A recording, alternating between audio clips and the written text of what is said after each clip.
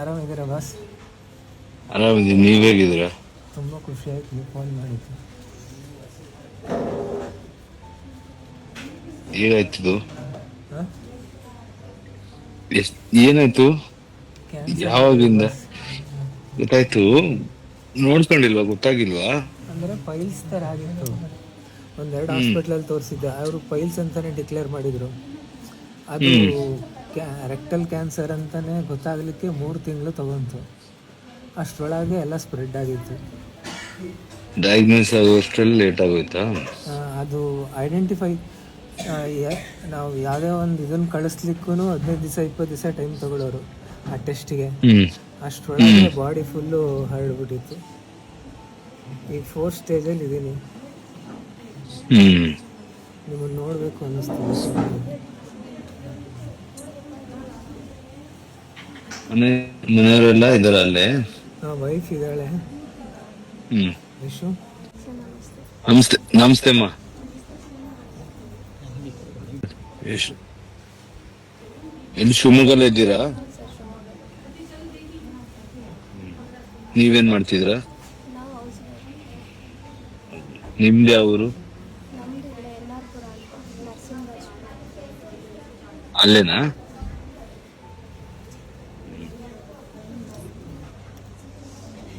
ಏನಿಲ್ಲ, ದೇವರಿದ್ದಾನೆ, ನೋಡೋಣ ಸುಮ್ಮನೆ. ಹೇಳಿದ್ರು ನೀವು ನನ್ನ ಹತ್ರ ಕೀಮೋ ಒಬ್ರು ಮಾಡ್ತಾ ಇದಾರೆ ಅಂತ. ಹ್ಮ್ ನಮ್ರತ ಅಂತ ಅವರೇ ನೋಡ್ತಾ ಇದ್ದಾರೆ. ಹ್ಮ್ ಅದು ನೀವು ಹೋಪ್ ಇಟ್ಕೋಬೇಕು ಅಲ್ವಾ? ಬಸ್. ಎಲ್ಲಾನು ಈಗ ಯಾವ ಸ್ಟೇಜು ಏನು ಅದು ಅವ್ರ ಡಾಕ್ಟರ್ ಕೆಲ್ಸ. ಹ್ಞೂ, ಬಟ್ ನಮ್ಗೆ ಮನುಷ್ಯನ ನಮ್ ಕರ್ತವ್ಯ ನಾವ್ ಮಾಡ್ಬೇಕು. ಆ ಹೋಪ್ ಇಟ್ಕೊಂಡು ಏನ್ ಮಾಡ್ಬೇಕು ಅಂತ. ಈ ಸರಿ ತುಂಬ ಹೋಪ್ ಇಟ್ಕೊಂಡಿದ್ವಿ ಟಾಕ್ಸಿಕ್ಕಿಗೆ ಏನೇನೋ ಮಾಡಬೇಕು ಅಂತ. ನಾನೇ ಅದೆಲ್ಲ ಪ್ರೆಸಿಡೆಂಟ್ ಬಿಡಿ, ಆಗಿ ಅದೆಲ್ಲ ಬಂದ್ಬಿಟ್ಟೆ ನಾನು. ಅದೆಲ್ಲ ಬಿಡಪ್ಪ. ಸಿನಿಮಾದೆಲ್ಲ ನೀವು ತಲೆ ಕೆಡ್ಸ್ಕೊಬಿಡಿ. ಅದ್ ಬರುತ್ತೆ ಹೋಗುತ್ತೆ ಲೈಫಲ್ಲಿ. ಹ್ಞೂ, ನಿಮ್ಗಳ ಲೈಫ್ ನೋಡ್ಬೇಕು ಯಾವಾಗ್ಲೂ. ನಾನು ಅದೇ ಹೇಳೋದು, ಹೆಲ್ತ್ ನೋಡ್ಕೋಬೇಕು. ಗೊತ್ತಾಗ್ಬಿಡಿ ಯಾರಿಗೂ ಏನು ಅಂತ ಹೇಳಕ್ಕಾಗಲ್ಲ ಅದು. ಬಟ್ ಓಕೆ, ನಮ್ ಕರ್ತವ್ಯ ನಾವ್ ಮಾಡ್ಬೇಕು. ಹೋಪ್ ಇಟ್ಕೊಂಡು ಕರೆಕ್ಟ್ ಆಗಿ ಏನ್ ಹೇಳ್ತಾರೆ ಟ್ರೀಟ್ಮೆಂಟ್ ಅದನ್ನೆಲ್ಲ ನೀವು ಮಾಡಿ. ಇಲ್ಲ, ಅದು ಟ್ರೀಟ್ಮೆಂಟ್ ಎಲ್ಲ ತಗೋತಾ ಇದ್ದೀನಿ. ಹ್ಮ್ ಆಪ್ರೇಷನ್ ಕೂಡ ಆಗಿದೆ ಇಲ್ಲಿ ಹ್ಮ್ ಹೊಟ್ಟೆಯಲ್ಲಿ. ಹ್ಮ್ ಈಗ ಹ್ಮ್ 6-8 ಕೀಮೋ ಆದಮೇಲೆ ಅದು ಅಗೇನ್ ಹ್ಮ್ ಆಪ್ರೇಷನ್ ಆಗಬೇಕು. ಹ್ಮ್ ಹಾಗಾಗಿ HCGಲೆಲ್ಲ ತೋರಿಸಿದ್ವಿ. ಹ್ಮ್ ಅದು ಮುಗಿಸ್ಕೊಂಡು ಇವಾಗ ನಂಜಪ್ಪ ಲೈಫ್ ಕೇರಲ್ಲಿ. ಮೇಲೂ ಇದೆಲ್ಲ ನಿಮ್ಗಳಿಗೆ ಪ್ರಾಸೆಸ್ ಆಗುವಷ್ಟರಲ್ಲಿ ಊರುಗಳಿಂದ ಬೆಂಗಳೂರಿಗೆ ಬಂದು ಇಷ್ಟ ಟೈಮ್ ಆಗ್ಬಿಡುತ್ತೆ. ಅಂದರೆ ಯಾವುದೇ ರಿಪೋರ್ಟ್ ಆದರೂ HCGಗೆ ಹೋಗ್ತಾ ಇತ್ತು. ಹಾಗಾಗಿ ನಾವು ಹ್ಮ್ ಅಲ್ಲಿಗೆ ಹೋಗ್ಬಿಟ್ವಿ. ಅಂದರೆ ರಿಪೋರ್ಟ್ ಬರೋದೇ 15 ದಿವಸ 20 ದಿವಸ ಆಗೋದು ಹ್ಮ್ HCGಗಾಗಿ. ಸೊ ಅದು ಟೈಮ್ ಆಗೋಷ್ಟೊತ್ತಿಗೆ ಅದು ಹರಡ್ಬಿಡೋದು. ಹ್ಮ್ ಹಾಗಾಗಿ HCGಗೆ ಹೋಗೋಣ, ಅಲ್ಲಿ ಸ್ವಲ್ಪ ಕಾಸ್ಟ್ಲಿ ಇತ್ತು. ಹಾಗಾಗಿ ಹ್ಮ್ ಮನೇಲಿ ಸೈಟು ಅವೆಲ್ಲ ಮಾರ್ಕೊಂಡು ಏನೋ ಒಂದು ಮಾಡಿದ್ರು ಅಣ್ಣ ಎಲ್ಲ. ಹ್ಮ್ ಹ್ಮ್ ಸೊ ಹೆಂಗೋ ನಡೀತು. ಮತ್ತು ಅಲ್ಲಿ ಯಾರೂ ಇರಲಿಲ್ಲ, ಹಾಗಾಗಿ ಹ್ಮ್ ಇಲ್ಲಿಗೆ ಕರ್ಕೊಂಡು ಬಂದರು. ಇಲ್ಲಿ ಎಷ್ಟ್ ಜನ ಮಕ್ಳು ನೀವು? ನಾವು 3 ಜನ ಗಂಡು ಮಕ್ಕಳು. ಹ್ಮ್ ಅಪ್ಪ ಅಮ್ಮ? ಅಪ್ಪ ಇಲ್ಲ, ಅಮ್ಮ ಇದ್ದಾರೆ. ಹ್ಮ್ ನಾನು ಇವತ್ತು ಗೊತ್ತಾಯ್ತು ನನಗೆ. ಹ್ಞೂ, ನಮ್ ರಾಕಿ ಹೇಳ್ದ. ಹ್ಞೂ, ನಿನ್ನೆ ಗೊತ್ತಾಯ್ತು. ಇವತ್ತಿರ್ಲಿ, ಹ್ಞೂ. ನಾನು ಹೊರಗಡೆ ಇದ್ದೀನಿ, US ಅಲ್ಲಿ ಇದ್ದೀನಿ. ಅಣ್ಣ ಗೊತ್ತಾಯ್ತು. ಹ್ಮ್ ಏನು ಮನ್ಸಿಗೆ ಏನು ಇದ್ ಮಾಡ್ಕೊಳ್ಳೋದು, ಈಗ ದೇವ್ರ ಪ್ರಾರ್ಥನೆ ಮಾಡ್ಬೇಕಷ್ಟೇ. ಅಣ್ಣ, ಇದು ನಿಮ್ಗೆ ಏನ್ ಮಾತಾಡ್ಬೇಕು ಗೊತ್ತಾಗ್ತಿಲ್ಲ ಚಿನ್ನ. ಹ್ಞೂ. ಹ್ಮ್ ಓಕೆ, ನೀನು ಅದೇ ಹೆಲ್ತ್ 4th ನೋಡ್ಕೊಳ್ಳಿ. ಸ್ಟೇಜಲ್ಲಿ ಇದ್ದೀನಿ ಅಣ್ಣ. ಹಾಗಾಗಿ ನಿಮ್ಮನ್ನು ನೋಡೋಣ ಅನ್ನಿಸ್ತು. ಆಯ್ತು, ನನ್ ನೋಡೋದಕ್ಕೂ ಫಸ್ಟ್ ಸ್ಟೇಜ್ಗೂ ಹಂಗೆಲ್ಲ ಯೋಚನೆ ಮಾಡಬಾರ್ದು. ಆಯ್ತು, ನಾನ್ ನೋಡ್ಬೇಕು, ನಾನ್ ಖುಷಿಯಾಗಿ ಮಾತಾಡ್ತಾ ಇದ್ದೀನಿ. ಹೋಪ್ ಇಟ್ಕೋಬೇಕು ಲೈಫಲ್ಲಿ. ಓಕೆ, ನೋಡೋಣ, ಏನೇನೋ ಆಗುತ್ತೆ. ಮಿರಾಕಲ್ಗಳು ಇದಾಗುತ್ತೆ ಅಂತ ನಮ್ಗೆ ಗೊತ್ತಿತ್ತಾ? ಇಲ್ಲ ತಾನೆ? ಅದೇನೇ ಒಂದೆರಡು ಹಾಸ್ಪಿಟ್ಲಲ್ಲಿ ಪೈಲ್ಸ್ ಅಂತಲೇ ಡಿಕ್ಲೇರ್ ಆಯಿತು. ಹ್ಮ್ ಆಮೇಲೆ ಒಂದು ಹಾಸ್ಪಿಟ್ಲಲ್ಲಿ ಮಾತ್ರ ಅದು ಹ್ಮ್ ಐಡೆಂಟಿಫೈ ಮಾಡಿದ್ರು ಇದು ಇದೆ ಅಂತ. ಆಮೇಲೆ ಹ್ಮ್ ಅದು ಟೆಸ್ಟ್ಗಳು ಮಾಡಿಸೋಷ್ಟೊತ್ತಿಗೆ ಒಂದೊಂದು ಟೆಸ್ಟು 15 ದಿವಸ 20 ದಿವಸ ತಗೊಳ್ಳೋದು. ಹ್ಮ್ ಮತ್ತು ಕ್ರಿಯೇಟಿನ್ ಜಾಸ್ತಿ ಆಗಿ 6 ಸ್ಟೆಂಟ್ ಆಯಿತು ಕಿಡ್ನಿದು. ಹ್ಮ್ ಅಷ್ಟರೊಳಗೆ ಅದು ಹರಡ್ಬಿಟ್ಟಿತ್ತಾನೆ. ಈಗ ಅದೊಂದು ಗೊತ್ತಾಗುವಷ್ಟರಲ್ಲಿ ಮೇನ್ ಎಲ್ಲಾರು ಸ್ಕ್ಯಾನ್ಗಳು ಮಾಡ್ಕೊತಾ ಇರ್ಬೇಕನ್ಸುತ್ತೆ. ಈಗ ನಾವ್ ತಿನ್ನೋ ಊಟಗಳು ಏನ್ರಲ್ಲಿ ಏನೇನಿದೆ ಅನ್ನೋದೇ ಗೊತ್ತಾಗ್ತಾ ಇಲ್ಲ ಮನುಷ್ಯನ್ಗೆ.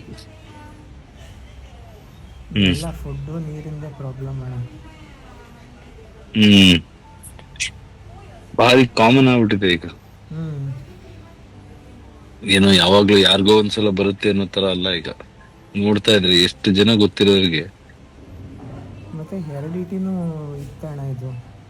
ಅದೇ ಆಮೇಲೆ ಈಗೆಲ್ಲ ಏನ್ ಮಾಡ್ತಾರೆ ಅಂದ್ರೆ ಯಾರಿಗಾದ್ರೂ ಒಬ್ಬರಿಗೆ ಫ್ಯಾಮಿಲಿ ಇತ್ತು ಅಂದ್ರೆ ಎಲ್ಲಾರು ಚೆಕ್ ಮಾಡಿ ಅಂತ ಹೇಳ್ತಾ ಇದಾರೆ ಈಗ ಎಲ್ಲಾರ್ಗು. ಹ್ಞೂ ಆಗಾಗ ವರ್ಷಕ್ಕೊಂದ್ ಚೆಕಪ್ ಮಾಡಿಸ್ಕೋಬೇಕು ಅಂತ ಹೇಳ್ತಾ ಇದಾರೆ. ಅಣ್ಣ ನೋಡೋಣ ನಮ್ಮ ದೇವ್ರದ. ಮಾಡ್ತಾರೆ. ಕೊಟ್ಟು 20 ಲ್ಯಾಕ್ ನಾವು ಖರ್ಚು ಮಾಡ್ಕೊಂಡಿದ್ದೀವಿ ಸರ್ ಆಲ್ರೆಡಿ. ಯಾರಿಗೂ ಹೇಳಲಿಲ್ಲ ನಾವು ಹೊರಗಡೆ, ಯಾಕಂದರೆ ಇರೋದನ್ನು ನಾವು ಬಳಸ್ಕೋಬೇಕು ಫಸ್ಟು, ಆಮೇಲೆ ಇದು ಮಾಡಬೇಕು ಅಂತ ಹೇಳಿ. ಅದೆಲ್ಲದು ಆದಮೇಲೆ ಸೋಷಿಯಲ್ ಮೀಡಿಯಾಗೆ ಒಂದು ಸ್ವಲ್ಪ ನಾವು ಬಿಟ್ವಿ ಸರ್, ಎಲ್ಲ ಕಡೆ ಒಂದು ಸ್ವಲ್ಪ ಆಗುವಂಥದ್ದು ಏನಿದೆ ಅಂತ ಹೇಳಿ. ಅದರಲ್ಲೂ ಕೂಡ ಸ್ವಲ್ಪ ಅಮೌಂಟ್ಗಳೆಲ್ಲದು ಕೂಡ ಬರ್ತಾ ಇದೆ. ಇವನು ಒಂದೇ ಹಠ, ನಾವು ಸರ್ರಿಗೆ ನೋಡಬೇಕು, ನನಗೆ ನೋಡಬೇಕು ಅಂತ ಹೇಳಿ ಬರೀ ನಿಮ್ಮದು ಮೊಬೈಲ್ಸ್ನಲ್ಲಿ ಮೋಟಿವೇಶನ್ಸ್ದೇ ನೋಡ್ತಾ ಇದ್ದಿದ್ದ ಅವ್ನು, ಬರೀ ಅದರಲ್ಲೇ ನೋಡಿಕೊಂಡು ಇದು ಮಾಡ್ತಾ ಇದ್ದ. ಕನೆಕ್ಟಿವಿಟಿ ಹೇಗೆ ಮಾಡಬೇಕು ಅನ್ನೋಂಥದ್ದು ಗೊತ್ತಿಲ್ಲ. ನೀವು ಬೇರೆ ಬ್ಯುಸಿ ಶೆಡ್ಯೂಲ್ಸ್ಗಳು ಅಲ್ಲಿ ಇಲ್ಲಿ ಇರುತ್ತೆ ಅನ್ನೋಂಥ ನಮ್ಗೆ ಹೆಂಗೆ ಕನೆಕ್ಟ್ ಮಾಡಬೇಕು ಗೊತ್ತಿಲ್ಲ. ರಾಕೇಶ್ ಸರಿಗೆ ಒಂದ್ಸಲಿ ಮಾತಾಡಿದ್ವಿ, ಸರ್ ಇದೇ ಪಾಸಿಬಲ್ ಏನಿದೆ, ಅವ್ರು ಬೆಂಗಳೂರಲ್ಲಿ ಬೇರೆ ಇಲ್ಲ, ಏನು ಮಾಡ್ಬೋದು ನೋಡಿ ಪಾಸಿಬಲ್ ಅಂತ ಹೇಳಿದಾಗ ಅವ್ರು ಇಲ್ಲ, ಈ ಥರದ್ದೆಲ್ಲ ಇದ್ದಾಗ ಅವ್ರು ಖಂಡಿತವಾಗ್ಲೂ ಮಾತಾಡಿಸ್ತಾರೆ ಅಂತ ಹೇಳಿ ಅಂದ್ಕೊಂಡಿದ್ವಿ. ನೀವು ಮಾಡಿದಾಗಲೇ ನಮಗೆ ಭಾಳ ಖುಷಿ ಆಯ್ತು ಸರ್. ಅವನೇನೋ ಮತ್ತೆ ಇನ್ನೊಂದು ಹೋಪ್ಫುಲಿ ನಿಮ್ಮನ್ನು ನೋಡಿದ್ಮೇಲೆ ಇನ್ನೊಂದು ಹೋಪ್ಫುಲಿ ಅವ್ನು ಚೆನ್ನಾಗಿ ಆಗ್ತಾನೆ ಅನ್ನೋದು ನಮ್ಮೆಲ್ಲರ ಕುಟುಂಬದ ಒಂದು ಆಶಯ ಸರ್. ಆಗ್ಲಿ. ಅದೇ ನನಗೆ ನಿನ್ನೆ ಗೊತ್ತಾಯ್ತು, ನಾನು ಇಲ್ಲಿ ಯುಎಸ್ ಅಲ್ಲಿ ಇದ್ದೀನಿ. ನನ್ಗೆ ಗೊತ್ತಾದ ತಕ್ಷಣ ಈ ಟೈಮ್ಗೆ ನಿಮ್ಗೆಲ್ಲ ಫ್ಯಾಮಿಲಿ ಎಲ್ಲ ಬರ್ಬೇಕು ಅಂತ ಹೇಳಿದ್ರು. ಅದಕ್ಕೆ ಈಗ ಇಲ್ಲ ಸಾಯಂಕಾಲ ನಾನು ಅದಕ್ಕೆ ಫ್ರೀ ಮಾಡ್ಕೊಂಡೆ ಮಾತಾಡೋಣ.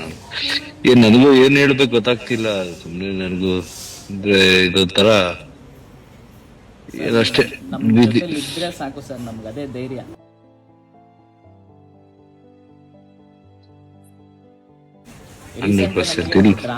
ಡ್ರಾಮಾ ಅಂತ ಸಿನಿಮಾ ಬಂದಿತ್ತಲ್ಲ ಸರ್, ಅವಾಗ ನಮ್ದು ಡ್ಯಾನ್ಸ್ ಕ್ಲಾಸ್ ಇದೆ ಸರ್, ನಾವೆಲ್ಲ 3 ಜನ ಡ್ಯಾನ್ಸ್ ಕ್ಲಾಸ್ ನಡೆಸ್ತಾ ಇದ್ವಿ.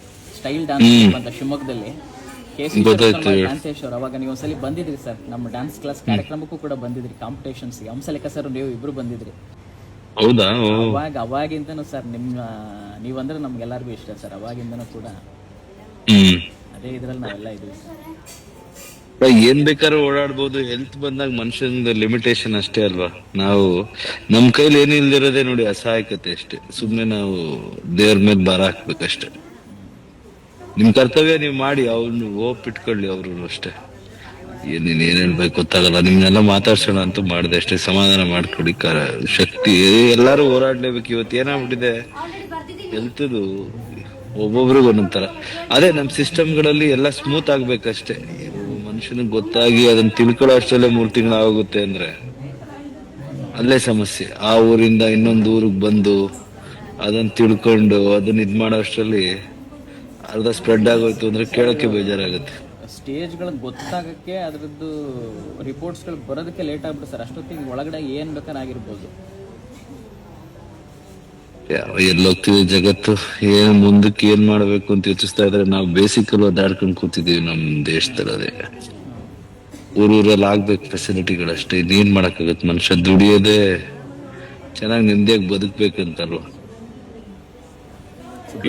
ಸರ್ ಅವ್ನು ನಿಮ್ಮ ಇನ್ಸ್ಪಿರೇಷನ್ ವರ್ಡ್ಸ್ ಇಂದ ತುಂಬಾ ಇದಿದೆ ಸರ್, ಜೋಶ್ ಇದ್ದಾನೆ. ಅವ್ನು ಯಾವತ್ತೂ ಹೋಪ್ಸ್ ಕಳ್ಕೊಂಡಿಲ್ಲ.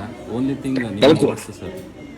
ಇಲ್ಲ, ನಾನು ಹೇಳಿದ್ನಲ್ಲ, ಹೋಪ್ ಒಂದು ಇಟ್ಕೋಬೇಕು. ಯಾಕಂದ್ರೆ ಅದ್ ಹೆಂಗಾಯ್ತು, ಈ ತರ ಆಗುತ್ತೆ ಅಂತ ನಾವ್ ಅನ್ಕೊಂಡಿರಲ್ಲ ಅಲ್ವಾ. ಅದ್ ನಮ್ ಕಲ್ಪನೆಗೆ ಮೀರ್ ಆಗಿದೆ. ಒಳ್ಳೇದು ಕಲ್ಪನೆ ಮೀರ್ ಆಗ್ಬೋದಲ್ವ. ಸೊ ಅದನ್ನು ಸರ್ವೈವ್ ಆಗ್ಬೋದು. ಎಲ್ಲ ಮೈಂಡ್ ಅಂತ ನಾನ್ ನಂಬ್ತೀನಿ. ಬಟ್ ಹೋಪ್ ಇಟ್ಕೋಬೇಕು ಅಷ್ಟೇ. ಇನ್ನೇನು ಮಾಡಕ್ಕಾಗಲ್ಲ.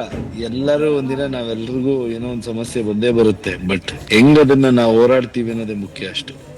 ನೀವೆಲ್ಲ ಅಣ್ಣಂದಿರು ಇದಿರಲ್ಲ, ಎಲ್ಲರೂ ನೀವು ಜೊತೆ ನೋಡ್ಕೊತಾ ಇದೀರ, ಅಷ್ಟೇ ಖುಷಿ.